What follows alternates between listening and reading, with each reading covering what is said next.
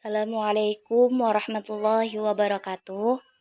Perkenalkan, nama saya Ine Angelina Putri. Saya mahasiswi dari UIN Imam Bonjol Padang, Fakultas Adab dan Humaniora, jurusan Bahasa dan Sastra Arab. Di sini saya akan mempresentasikan tugas saya, yaitu integrasi Islam dengan adat Minangkabau. 1. Akulturasi dan asimilasi. Secara historis, sebelum masuknya berbagai agama ke Minangkabau, masyarakat di samping mentaati peraturan-peraturan adat, juga telah menganut kepercayaan pra-agama dalam bentuk animisme dan dinamisme. Sebelum agama Islam masuk ke Minangkabau, adat banyak dipengaruhi pemahaman dan kepercayaan animisme dan dinamisme. Dengan demikian, terciptalah budaya atau kultur masyarakat yang memuja alam karena takut akan kemurkaan, sekaligus meminta perlindungannya. Alam mempunyai kekuatan gaib, dan roh dapat mendatangkan kebaikan dan keburukan. Sehubungan dengan masuknya agama Hindu dan Buddha ke Minangkabau, maka adat dan budaya masyarakat bercampur dengan kepercayaan agama tersebut. Hal ini terlihat dalam aplikasinya, seperti kepercayaan reinkarnasi, keharusan membakar kemenyan sebelum berdoa untuk memanggil arwah-arwah yang bertapa ke tempat-tempat keramat. Setelah Islam masuk ke Minangkabau, maka adat dan budaya masyarakat melebur dan menyatu dengan ajaran Islam.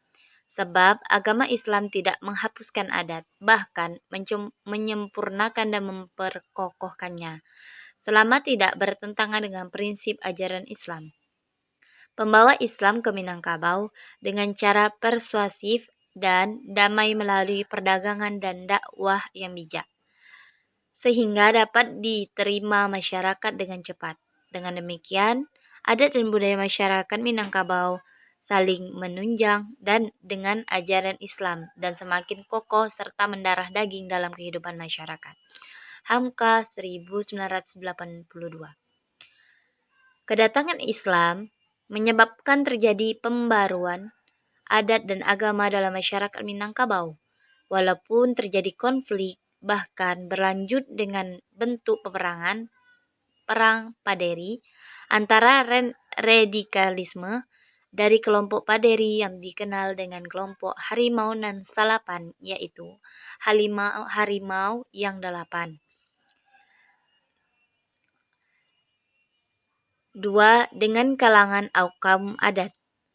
Namun, integrasi antara adat dan agama Islam tetap berjalan.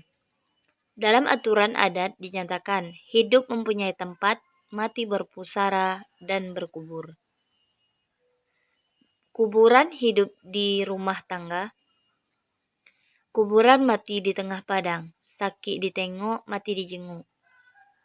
2. Terjadinya konflik dan ungkapan. Pada waktu Perang Paderi, kaum adat mengalami kekalahan dan menyadari kesalahannya, diadu domba oleh Belanda. Terjadilah kesepakatan antara kaum agama Paderi dengan pemuka adat yang terkenal dengan sebutan Sumpah Sati Bukit Marapalan, yang berbunyi, adat bersandi sarak, sarak basandi kitabullah. Adat bersandi sarak, sarak basandi kitabullah adalah rumusan hubungan antara adat Minangkabau dengan agama Islam. Rumusan ini muncul melalui perjalanan panjang, konflik sosial, konflik budaya, sampai pada pelaksanaan konflik fisik atau senjata.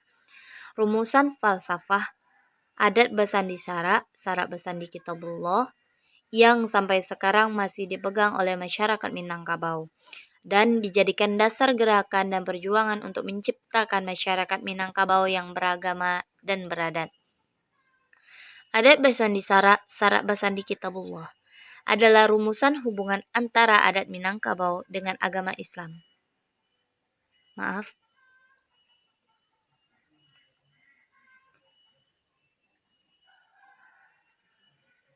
Adat nan kawi, syarat nan lazim. Artinya, adat tidak berdiri kalau tidak dikawikan atau dikuatkan.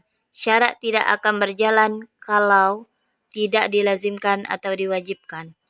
Perkembangannya kemudian melahirkan falsafah adat baru, yaitu syarak mengato adat memakai. Falsafah tersebut merupakan kelanjutan dari falsafah yang berbunyi adat basandi sarak, sarak basandi kitabullah. Dengan pengertian bahwa agama Islam sebagai ajaran dan landasan agar adat dan agama berjalan seiring. Kemudian lahir pula pepatah lain, syarak bertelanjang adat besamping. Maksudnya adalah syarak agama Islam telah tegas dan terang dalam penyampaiannya. Akan tetapi setelah ia menjadi adat, maka diaturlah prosedur dengan sebaik-baiknya, atau dapat juga diartikan bahwa adat itu pada umumnya menggunakan kiasan baik dalam memerintah maupun dalam melarang. Faktor-faktor penyebab masyarakat Minangkabau mudah menerima Islam. Antara lain, pertama, erat sekali hubungannya dengan Islam yang datang itu sendiri. Pada waktu itu yang dibawa bukanlah Islam bercorak eksoteris yang berpangkal pada ajaran-ajaran yang berkenaan dengan hukum atau syariat rasional, melainkan ia lebih berdimensi esoteris, kesufian, dan bahkan lebih banyak berbau tarikat yang kurang memperhatikan amalan-amalan jasmani, akan tetapi lebih mengutamakan aspek rohani atau amalan hati. Kedua, Islam yang bercorak sufi tidak bertentangan dengan sistem kepercayaan masyarakat Hindu dan Buddha yang berdimensi rohani. Mungkin sampai di sini dulu presentasi saya. Lebih dan kurangnya saya mohon maaf. Wassalamualaikum.